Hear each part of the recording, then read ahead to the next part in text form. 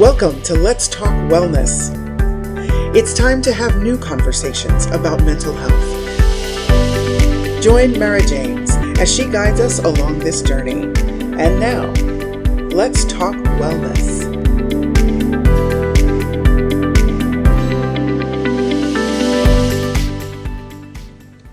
Welcome to Let's Talk Wellness. I am your host, Mara James, and I want to say thank you for joining us today. The conversations are all about taking a deeper dive into understanding how we can help support children and their families and to have better mental health and wellness. Let's Talk Wellness is brought to you by the Extraordinary Lives Foundation, a nonprofit organization whose mission is to help improve children's mental health and emotional wellness. As a nonprofit, we're always looking for donations, and those could be made at our website, www.elfempowers.org, and that link will be in the show information. Now, let's talk wellness with today's guest, Gabe Howard. Gabe is the host of the Inside Bipolar podcast and the author of the book called Mental Illness is an A-hole, otherwise known as asshole, which is actually the title of the book. Anyway, welcome, Gabe. Oh, thank you so much for having me. I am super excited to be here. It is so great. I think we've been connected on LinkedIn forever, and it's so beautiful that the time is now that we're connecting. So it's excited to finally meet you face to face, virtually face to face.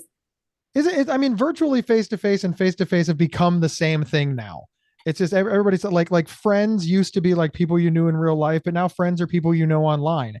Face to face meetings have become the exact same way. Yeah, the only thing is I can't get an in-person hug. I know, I miss hugging. I miss hug. That's where we get this piggy for self-hug, for self-love. Mm-hmm. Okay, so the big is that me holding it for 10 to 20 seconds releases oxytocin and helps us feel happy. So, yep, we should do that every morning.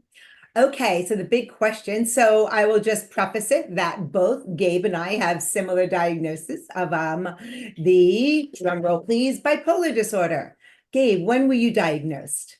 I was diagnosed back in 2003 when I was 26 years old. Okay. And before that, did you have any diagnosed or any mental health challenges? No, but before I was diagnosed with bipolar disorder, it's kind of a mess, right? So I was committed to a psychiatric hospital. I was really, really sick. I thought demons were chasing me around. I thought about suicide every day as far back as I can remember. I had, bouts of mania, bouts of depression. I mean, just like all the classic symptoms.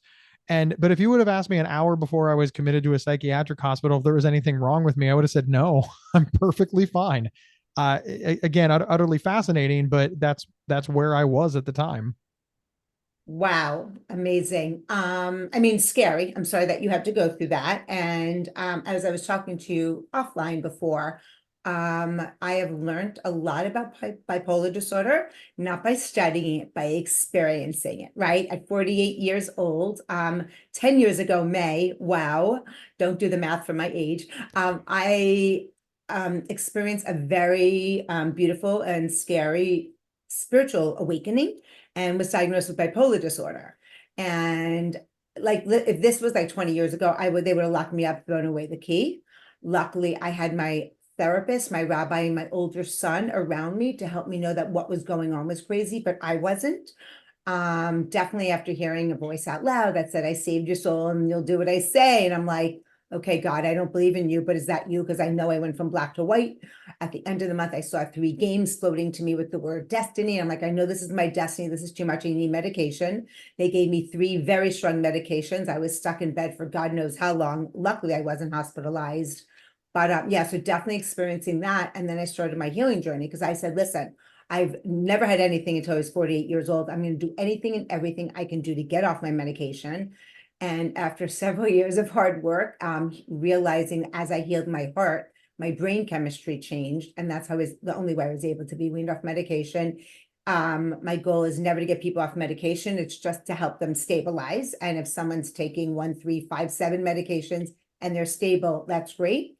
If they're not, then that's where we want to help them. I'm a really big believer in there's multiple pathways to recovery because there's multiple it's sort of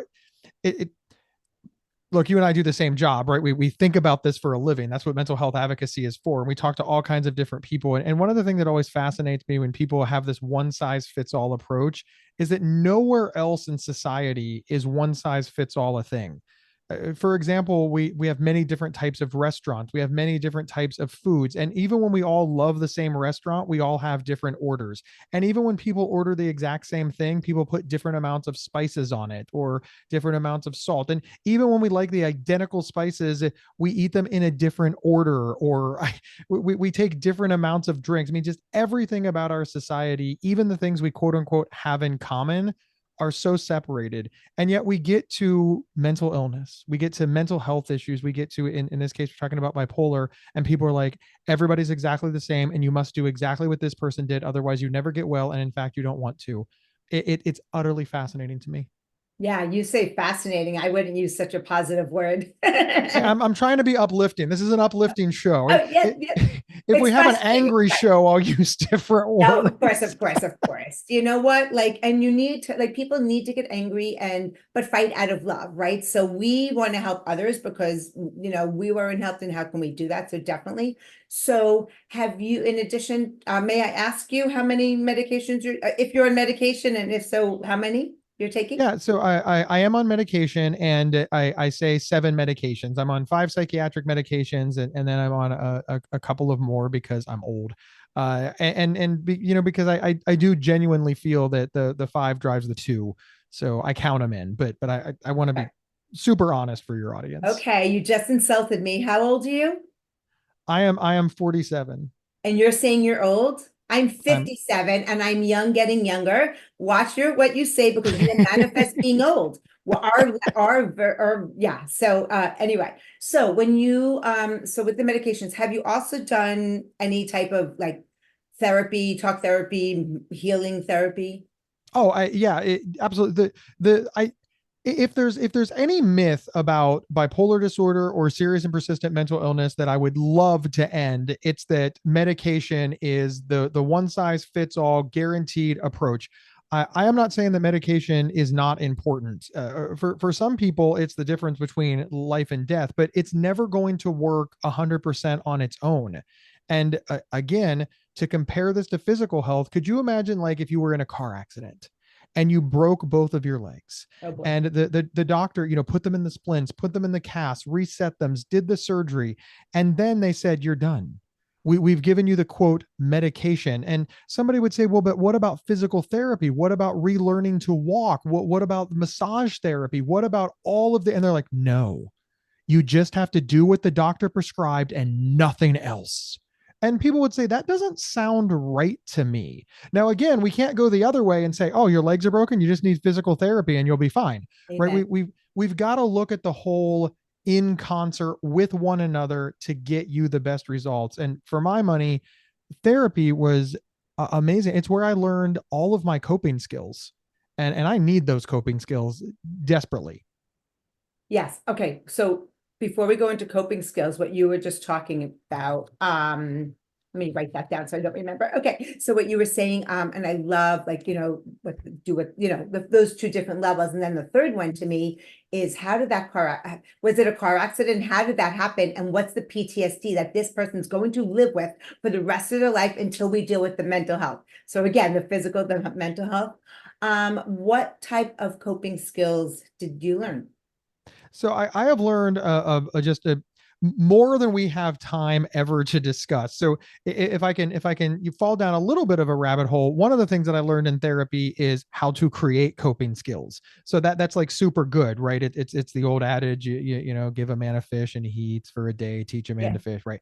Right. And everybody does that. I didn't write that. I don't want anybody thinking, wow, Gabe's amazing. That was incredible. No, I stole that. Right, right, I don't right. know where I got it, but it's Yeah. out there. But one of the things that I think about, or one of the coping skills that I really learned, and that it's probably my it's hard because I've learned so many, but the one that I learned the most is I don't owe people an explanation and that people aren't watching me.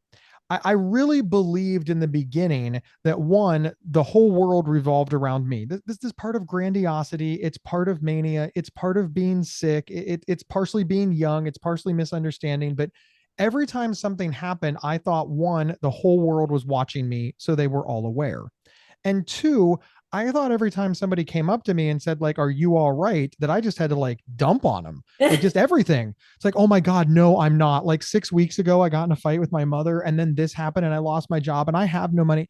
And the reality is I can choose to share as much or as little as I want. So to put this in more digestible terms, if I'm having a panic attack, better than average odds that the vast majority of people are unaware. Well, knowing that is very calming, to be honest, because if you used to think that the entire room was watching you, it ups the anxiety.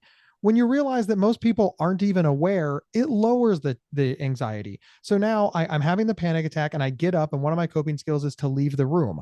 I'm walking out of the room and somebody naturally says, "Hey, Gabe, where are you going?" And I look them dead in the eye and say, "To the bathroom." And they say, "Okay." And they leave. And, sometimes if I need to sell it, I put my hand on my stomach because then nobody asks a follow-up question. And then I go right into the bathroom where I can splash water on my face. I can calm down. And then when I come back, let's say that I'm gone for 15 minutes and somebody says, "Are you all right?" "Oh, absolutely." And that's it. That's all. But again, all before I thought I owed them. Well, I'm having a panic attack. I'm sweating. My heart is racing. I don't know what I'm going to do. And I'd hug all over them. And I'm like, "What are you going to tell everybody else in the room?" And the whole thing would just, Oh, and totally. now none of that. Are you still having panic attacks? The great thing about coping skills is they serve as a protective factor. The answer is yes. I am absolutely unequivocally. I still have panic attacks from time to time. They catch me off guard, but I used to have panic attacks pretty on the regular. I mean, it's hard to put a number on it, but I would say I would average at least 5 a week, and just out of nowhere. And now, I go so long and I start to have a panic attack, and it's a little bit funny. And I do kind of embrace humor as healthy. It's a little bit funny. I was like, "Oh, there it is. It's been a while. I haven't Yeah. seen you. I'm glad you stopped by." Yeah. But even then, I sort of, I don't want to say that I always know where they come from. I don't want to give people that idea. But sometimes it's obvious. I've been traveling a lot. I haven't been getting a lot of sleep. Maybe something big happened. Maybe I did get in that fight with my spouse or my wife, or had a challenging day and then didn't sleep. And then suddenly here I am, sort of, just like again, and I'm like, well, yeah, I didn't do good self-care, and now here I am. I'm not blaming myself, but I generally can kind of figure out why it's happening now. Whereas before I was like, I have no idea. No Yeah. idea. Wow. I had one, and thank God only one. I was rushed to the hospital. It is like running a marathon sitting down. It's the scariest thing. It exhausts you. I'm one of those people that let's go to the root cause, let's see where they're coming from and heal it and never have it again. And that's, when like, so getting back to, let's discuss like from the beginning, right? And I'm all about like children's mental health and wellness and supporting families. And my healing for the past 10 years, most of it has been healing my inner child, little Mara from 3 to 7 years old. So I did not know. So I worked, psychiatrist, therapist. I was able to be weaned off my medication after a year and a half of really hard work. But that's also because I wasn't on it for that long. The longer you're on it, if you ever want to wean, who knows? We're not about weaning off, we're just about stabilizing, right? Mhm. So it took 4 years of me doing some deep work to have a realization and a memory of being molested by my dad as a little girl. And then it was like, aha, because let me go back also. So when I was diagnosed with bipolar disorder, which I knew was a gift because there's a very big spiritual awakening, I had a Chinese acupuncturist say to me, if Eastern philosophy states, if you're diagnosed with bipolar disorder at 13 or older, it means you have a strong resentment, and I might even say a toxic hatred towards somebody. And if it's younger than 13, then it's one of your parents against their grandparents or against somebody. It's very interesting. And as I've healed, I realized, like I always said my dad was a narcissist and a pervert, never touched me. So, but finally getting to the root cause when I was able to handle knowing it, and the universe took 4 years of intense work to go there. Then I was actually able to heal the root cause, which was very profound. And it all comes down to eventually having compassion and forgiveness, and definitely the hardest thing. But if we don't do that, we're taking the poison to kill the other person. So, have you ever delved deep into who might have been that person for you? I don't even know. I don't want to title them. Yeah. I mean, I know a lot about my childhood, and my mother got pregnant in high school. She always loves when I bring this up, but it's nevertheless true. And true to stereotype, my biological father had nothing to do with me. So that's of course a bummer. I don't want to sit here and tell you that I'm not angry about that or that that doesn't leave a scar. The good news is my mother remarried when I was 2.5. That man adopted me. So I always say mom and dad, mom and dad, mom and dad. And I only point that out. So if later on in the podcast I say mom and dad, you're not like, that guy said his father abandoned him. Yeah. No, my sperm donor abandoned me. My father is just fine chilling out in Tennessee. And that's exactly who is supposed to be your parent. So it's interesting. One of my healers is a chiropractor who does NET, neuroemotional technique, and they use kinesiology to figure out things. So it was so amazing when a fetus is in the belly and the mother thinks for 1 second, I don't want the child, that child on a cellular level, it's traumatic on that cellular level. And again, like so much of our trauma is subconscious, we don't even remember, right? I don't remember like huge being molested, and I only had one vision, don't need to know how many times, how many, whatever. But yeah, and knowing, like, I believe in everything is destiny. I believe that this father of yours was the one that was supposed to be your father. The other one was this, not only the sperm donor, but a sperm donor is amazing. You know what? Because that's how you're here. So, He yeah. did give him my pretty red hair. I mean, you know, we got that going for us. Oh yeah, yeah. You got that Prince Harry lookalike going on, huh? Totally. Well, I could marry Meghan Markle. Now, thank God my wife doesn't listen to many of my podcasts. She'd be like, really, Gabe, Meghan Markle. That what you said? That what you said on your show? I'm like, no, I didn't say that. I don't know what you're talking about. Megan That was who? a Franken edit. Exactly. And that's so funny. My husband was watching last night. Was it Suits that she was on? Yeah, the show Yeah. Suits. Yeah. So, yeah, no, absolutely. I love that. But, yeah. So have you worked on, so so if someone feels anger towards something, they haven't worked on, they haven't released fully, having the compassion for whoever, and then the forgiveness, right? So have you worked on that with any of your therapists, psychiatrists, yada, yada? Yeah, I'm a real firm believer that anger is it. Anger is one of those emotions that gets a really bad rap.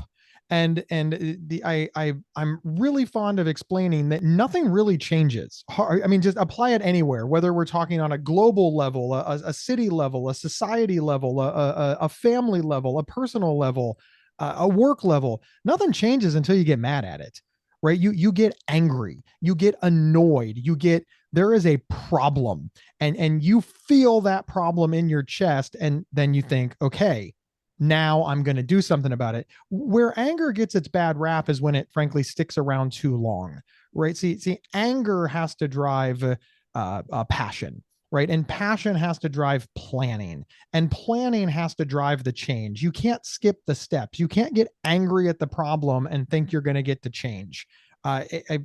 Sincerely, if yelling and screaming and being angry at something changed anything, we wouldn't need mental health advocates, because I would have resolved the problem 20 years ago. I'm a 6'3", 250-pound redheaded white man. I scream nonstop. It didn't do anything. It wasn't until I learned, not only in therapy, but in conversations that I was able to have with people because of therapy, and in support groups like peer support, and in talking to people, that, yeah, you're angry. Now, what are you going to do about it? Because yelling at it isn't going to help. And once I realized that I just had a passion for this, and the anger drove it. I want to be that's why I'm so thankful for anger, because it was the first domino. But then it knocked over passion, and then passion knocked over planning knocked over change, and change is slow, but I owe a lot to anger. But anger often overstays its welcome. Oh, definitely. Now, what's interesting though is when young children have anger, I'm thinking about the passion, planning, change that you're talking about, there's some things when they're angry and they need to release it, and they're too young to work on this passion project and planning and change, right? And this is where it's so important and speaking about Prince Harry, right? Again, he had some serious trauma as a young boy, losing his mother. And I was just reading somewhere, I heard somewhere that, that his dad was like, patting his knee, like it's going to be, you'll be okay. And like, he didn't get that hug and he didn't get the therapy and he didn't get the support. And of course, later on having the mental health challenges and then getting the help to release it. But what I want to do is take a really brief break and then come back and see how we could help children and how we could have helped like little Marin, little Gabe. So everybody hold on and we'll be right back. We hope that you're enjoying today's Let's Talk Wellness podcast. And if you have a topic that you would like us to explore, we would love to hear from you. Simply email us at info@elfempowers.org. That's info@elfempowers.org. And now, back to the show. Welcome back to Let's Talk Wellness. I am your host, Mara James, and today we're speaking with Gabe Howard. Welcome back, Gabe. Oh, thanks so much. Great. I'm like, I have so much to say. Imagine that. I'm trying to like, okay, just, ground myself and slowly but surely. So we were talking about with children, right? And as adults, we, could learn all these coping skills. What would you say to a parent working with a child or a teen? And let me, before you answer that, it's interesting because I was told that bipolar, it takes like 7 years to get a diagnosis. And what I've seen with so many of my clients and friends is that their children, like they have this resentment towards one of the parents and the parents are angry with them and not working with them, kind of working against them. And then the child builds up this anger that then over those years become bipolar. So it's really interesting. So, and also I feel like, listen, sometimes the parent, like, listen, if you have a narcissistic parent and they're not going to change, how to focus and help that child so they don't have to evolve into, what happened to us. Yeah. Okay, go. There's so much to discuss. So we're talking about parents when they notice their child is angry. We'll just sort of start with that. So there is another example of where anger gets a really bad rap. The reality is children and from teenagers to preteens to all the way down to toddlers, anger is generally the first emotion they master. And I use that word very specifically. They master that emotion. They learn that screaming, yelling gets them attention. And in a way, that's good. For example, when a 6-month-old cries, the parents run over and make sure they're okay. Now, where it becomes maladaptive is when your 16-year-old starts screaming and crying when they have an issue. Now, what I would look at in that point, and again, I want to be very clear, I'm not a doctor. It's not one size fits all. It's not if you see X, do Y, and you'll get Z, if it was only that easy. But when you've got a really angry teenager, you've got to figure they're angry for a reason. It is extraordinarily rare to just have unchecked anger. Just they're angry. Why? There's absolutely nothing wrong. No, it's traceable to something. And this is where we as adults, you specifically asked me to address it as parents, but I would put this to all adults. I think adults are way too quick to roll their eyes at teenagers' anger. They're just like, oh, they have nothing to be angry about. Oh, they have no problems. So you then teach them that their feelings are irrelevant. And that's really sad because presumably we as adults should have more experience, more maturity to say, why are you angry? What's bothering you? Let them vent and figure it out and see if you can get to those things behind the anger. And then if you can get them to trust you, you can teach them better ways to deal with anger. Like, for example, using anger to drive passion, to drive planning, to drive change. I'm really not selling anything, I swear, but I think that the average person that stays in anger is because they have no place to go. They have no other skill. And especially when it's a child, where did the adults around them fail that we did not teach them any skill past angry? I love that. What you said is so profound and so interesting because a lot of us parents didn't learn any of these skills. And though it doesn't matter our chronological age, we're all stuck in our childhood trauma unless we do therapy. Yes, and we all have trauma, whether it's a big T, a little t, it could just be such a small thing, but to that child, it's as big as being molested or hit or, abused. It's so, so a lot of time though, this is where, and what's great is like schools are starting to teach social emotional learning. And, we teach it for the Extraordinary Lives Foundation for like the pregnant woman and the 0 to 8-year-old child. So teaching the children, then the children actually bring the tools home to the parents. A lot of times the parents like, I know more than you, which like, nope, your child is an old soul and they might have something to teach you. But yeah, so definitely for the parent, like the parents, how would you've gone through your own challenges and your own therapy. A lot of these parents haven't, and they just want their child, buckle up and da da da. Though I do think parents are starting to change, becoming more sympathetic and, understanding and not so mean and cranky. But I think that a lot of parents feel that if they admit that their child has a reason to be angry, it means that they did something wrong. Mm. And they meaning the parents. And I think we have to get away from that thinking. First and foremost, let's go with the worst case scenario. The parents did something wrong. Okay. I mean, just really We is all that do. We all do as you parents. weren't perfect? Who knew? I once heard a father. He was a speaker, and he said the role of fathers is to let down their children. These were his words, and of course, people leaned in and he said, look, here are all the mistakes I made, and he just started naming off of these mistakes that were really relatable. Getting mad at his daughter after she brought home her first boyfriend and he didn't like him, and how he handled it very poorly. He gave examples of, like toxic masculinity, treating his sons differently than his daughters, and making it very clear in his household, men and women were different, and how he looked back. And he said, look, having this pointed out to me gives me the opportunity to make amends and change. Whereas many people says it makes me a bad father. And this is the part that really caught everybody off guard. He goes, I'm a great father. And we're all just sitting there like, dude, you just told us for the last 20 minutes how you sucked. But he, once again, this is his speech and his thing. But he said, look, I was there. I tried every day. I made my mistakes. I took my knock. I listened to my kids, and I kept coming back for more. That's the mark of a good father. Everything else is the details. And he goes, now I was bad at this. I made this mistake over here. And again, this is, he's doing the parenting thing, and I'm not giving it any justice.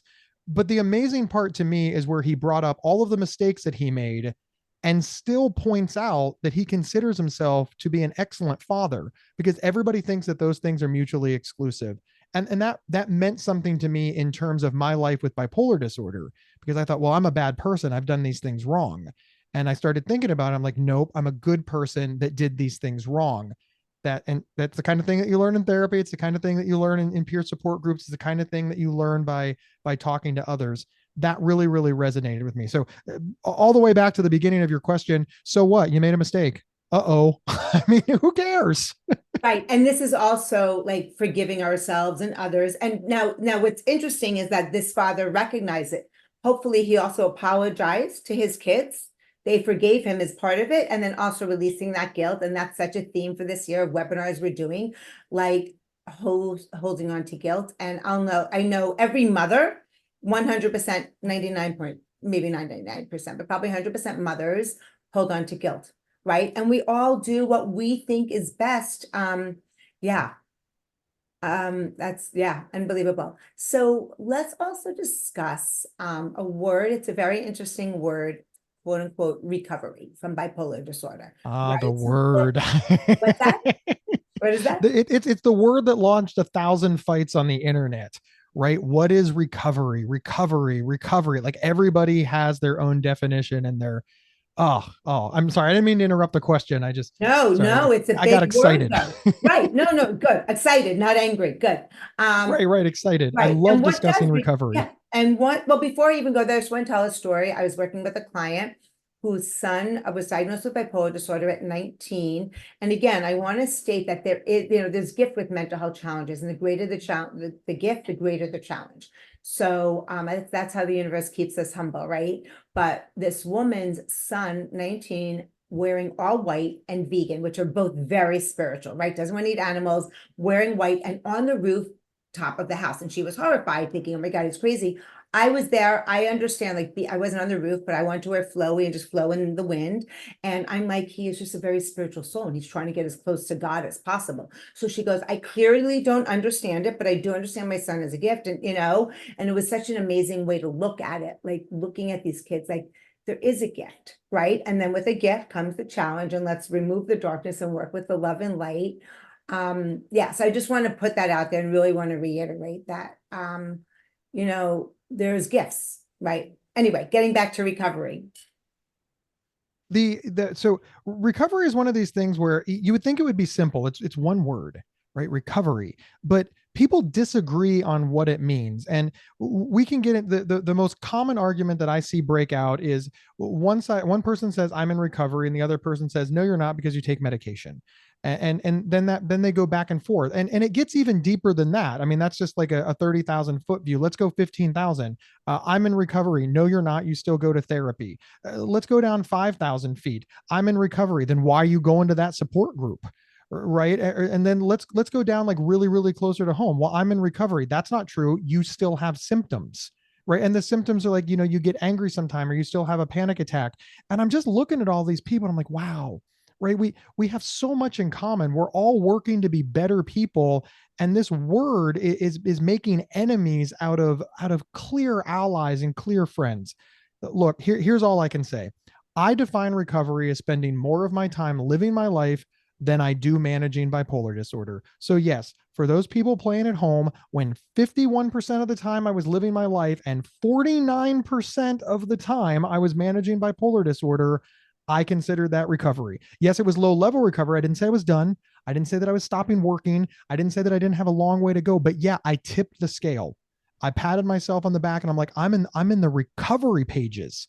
Right. And that was good. And anybody who said, well, I don't think you are, I was like, well, listen, you can define it that way. Maybe for you, that's not enough. And that's fine. I don't live your life, but for me, it's enough. And I'm going to use it to grow. It's beautiful. And you know what you're talking about? There's so much judgment. We're always judging ourselves, of course, but others and it's like, kind of like, who cares? Call it what you are. And it's just, oh my God, we argue. Oh my gosh, the amount of fear and anger in the world right now is just overwhelming. And that's where we get to fight that with love and light, right? It's so sad because we're just finding way too many reasons to other each other. I teach a class, and at the beginning of every class, I have people introduce themselves, right? It's a great little warm-up exercise. You say your name, where you're from, what you hope to learn, and then you say your favorite food. Right. And of course, everybody names off, different foods. Then I say, look, here's the big reveal. I say, look, we got two choices here. We can put each other into categories, right? I don't like you because you eat meat, and I don't like you because you're a vegan, or I don't like you because you like Mexican and I like Italian, or I don't like you because my favorite food is pizza, and you said that your favorite food is desserts, and that's not even healthy. Right. That's like a bad choice. And just, you said you eat out, you said you don't cook. Like, there's all of these ways that we can put everybody in a box. But what I want you all to focus on is that was everybody's favorite question to answer. Everybody, when they're like, oh man, I love food. I'm thinking barbecue. Yeah, barbecue's my favorite. And then other people would make comments on it. Like, for this moment, everybody's getting along because we all love food. Look, Yeah. that's just the reality. We all love food. So if we look at it in one way, we all love food. Let's go. Let's head out. Let's break bread. Let's have a meal. Let's love each other. But if we really want to, we can start separating us out over what types of food we like. And there you go. Now we have yet another reason to other each other and to dislike each other. And it's so sad, because if we would have stayed at the right level, we'd all be eating right now. And I love to eat. I just love to eat. Oh, amen. Some of us live to eat versus eating to live. Wait, is that right? We live to eat. Yeah.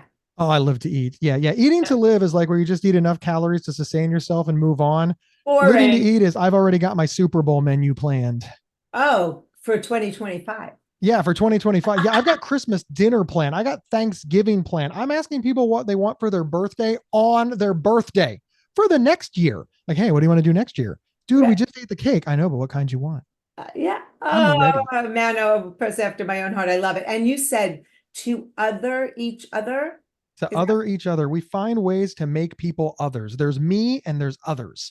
The others are who we have to be careful of. The Yeah. others are who we're worried about. The others are who we're watching. There's us and there's them.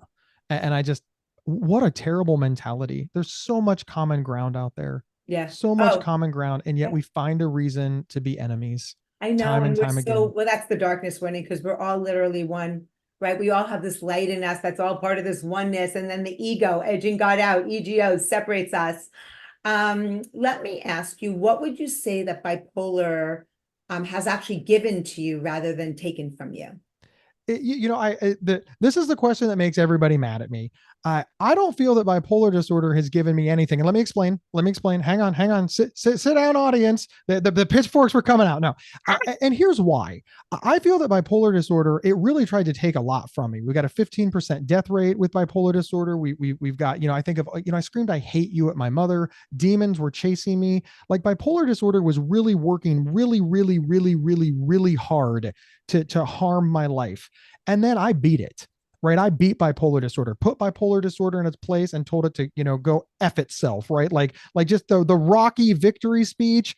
And then like good things started happening because I worked really hard. And then people are like, right, but what did bipolar give you? Nothing. I did that. That was me. I did it in spite of that. And I'm taking 100% of the credit and I'm not sharing anything. And then people say things like, well, but you've got a career being a public speaker with it. Didn't it give you that? And I'm like, look, everything that happens to us provides inspiration. It provides the fodder for our choices. So yes, absolutely. Did bipolar disorder have some contribution to these things? Did it influence the way I think, my experiences, who I met, my personality? 100%. And I don't know how to separate that out. So if we really want to start doing the minutia, the pots and pans, and figure out, where bipolar disorder, tapped into this and then banged me over into this pinball. And because of that, I saw a butterfly. And because I lingered at that butterfly, I got to the store 5 minutes late. And that's how I met my wife. I'm positive that happened. It has to, right? Because that's just the randomness of our world. But to sit here and say, I am so thankful I have bipolar disorder because of X, that's not my jam. Yeah. But I'm more than okay with it being other people's jam. And I love you that, and because we're so similar and we're so different, right? I don't believe in anything is random. I think everything is divine synchronicity. So would you say there is something Kabbalah teaches where life happens to you, and we are all victims when we're born, all of us, right? Even though we might have chosen our families before we incarnated, but that's a whole nother topic. So we're victims, life happens to me, and then we move to life happens for me. And the real part is that life happens through me, where the universe is working through you. And I just learned that a couple of years ago, and it was amazing. So where are you in life happens to me versus life happens for me? So this is a really tough one. And so the first thing that I want to tell everybody is I love philosophy. I spend an in ridiculous amount of time reading philosophy. And the thing that's fascinating about philosophy is anything that you want is true if you read the right philosopher. And there's so many examples of, well, is honesty a good thing? Well, everybody's like, yes, of course, honesty is a good thing. Okay, so if you're asked a question and you answer honestly, and you know that honest answer will cause the death of a person, is honesty still a good thing? Now, this is where we start to go down different paths. Some people are like, well, no, absolutely not. If your honest answer will lead to the death of somebody, you need to lie. Well, but that means that honesty was bad in that scenario. Now, other people are like, no, honesty is its own thing. You must be honest. And whatever happens past your honest answer has nothing to do with you. It is not your fault that person died. Keeping honesty sacred is all that matters. And then those two people fight forever. And so I don't honestly know where I am out of those three. But if you really, just put my feet to the coals and ask me to pick, I would probably say life is one of those things that happens to me, but then I take that data as it's happening to me and make decisions. So I'm the wave I can't control, but how I maneuver my surfboard on the wave, I have control over. And that's sort of how I feel about life. And I'm trying not to go on and on and on, but I feel like some things in life I have control over, but other things I don't. My grandfather dying, I had no control over. I desperately want him to live forever. But if I'm in a job that I hate and I choose not to look for another job and prove my circumstances and just stay there hating it day in and day out, well, that didn't happen to me. That's a consequence of my decision. So those are two arguably opposite ends of the spectrum's example, life and death versus working. But you can see where I don't feel that many people acknowledge they don't have control over who lives or dies, and many people do acknowledge they have control over their work, the things that they do for a living. But how do you pick one that incorporates both what we do have control over, what we don't? And again, as we established earlier, I'm just much more comfortable with the idea that some things are just random. Okay. And what would you tell a parent whose child was just diagnosed with bipolar disorder? The first thing that I would tell them is it's going to be okay. I really, really, really feel like nobody addresses the trauma, right? You have just been told that your child has a serious and persistent illness. I didn't say mental illness. I didn't say mental health issue. I said an illness, right? You are going to need to make decisions on your child's behalf in order to treat this illness, this disorder. You're going to be meeting people, different doctors, people with different philosophies. And again, as we've established, it's not one size fits all. So it's not like you can just do X and it'll be fine, right? It's not pink eye where they give you, the little bottle that you go pick up and you drip it in their eyes, twice a day while they're screaming because they don't like to get drops. And then in 7 days, it's over. It's not that simple. This is scary and it's difficult. And many people, especially in our society, don't understand basic mental health things. We're getting better, but for many people, mental illness is something that happens to someone else. And we lack a lot of knowledge that we need. So the first thing that I would absolutely say is it's going to be okay, but it's also going to be hard, right? You need to take a deep breath. You need to learn as much as you can. You need to be open. You need to listen to different types of people. Don't just find one person who you like, who is, I always say on my podcast, Inside Bipolar, if I am your only source of bipolar information, that's bad. You are doing yourself a great disservice, right? I do not know everything. Dr. Nicole, who's my co-host, does not know everything. We are giving you basic foundational information to empower you to go out and learn more. Find a whole bunch of people that think I'm an idiot and talk to them. Like, I want you to find them. My goal is to make critical thinkers, not to make fans. So I would tell them that.